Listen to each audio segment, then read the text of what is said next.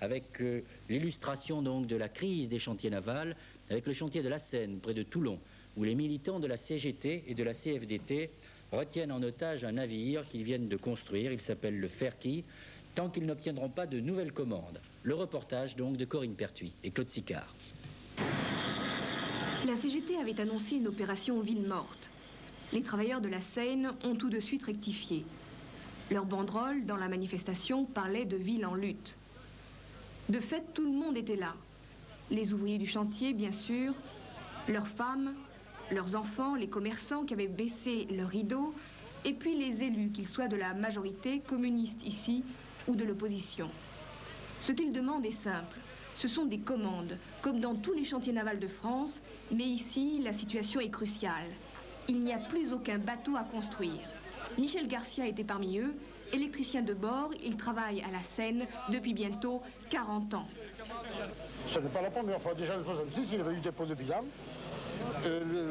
La boîte faisait à l'époque 3000 travailleurs. On a réussi à la maintenir et la monter jusqu'à 7000 travailleurs. Et maintenant, bien entendu, en régime capitaliste, rien n'est jamais acquis totalement. On se bat pour avoir des commandes, on se bat pour maintenir notre activité. Vous savez que si les chantiers de la Seine ferment, ça fait 4000 chômeurs des chantiers navals, plus 9 chômeurs par travailleur de chantier naval. Faites le compte. Toute la ville est concernée aujourd'hui? Toute la ville, non seulement la ville, mais la région. Toute la région. La maquette du dernier bateau construit par les chantiers était portée en triomphe en tête du cortège. Le Fair Sky, un paquebot commandé par un armateur américain qui est retenu depuis 12 jours à quai par les ouvriers CGT. Depuis des mois, on parle de 2 commandes. Une plateforme pour les forages de la mer du Nord et un car ferry pour la Corse. Jusqu'à présent, rien ne vient. Bien sûr, le gouvernement vient de donner 720 millions de francs à la Seine, mais cela n'a servi qu'à éviter le dépôt de bilan. La direction doit présenter un plan de redressement d'ici un mois. Le maire l'a confirmé à la tribune. Ce sera en fait un plan de réduction d'activité et donc d'effectifs.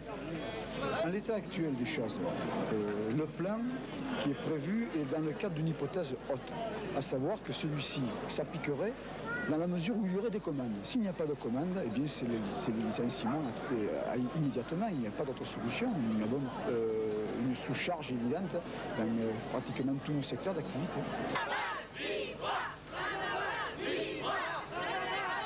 Dans quelques jours peut-être, de nouvelles commandes seront annoncées. La Seine sera alors sauvée. Mais pour combien de temps? Le problème de fond restera le même. Il y a de moins en moins de transports maritimes.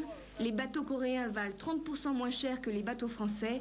Ici, le prix de vente des bateaux ne couvre que le prix d'achat du matériel. Un reportage de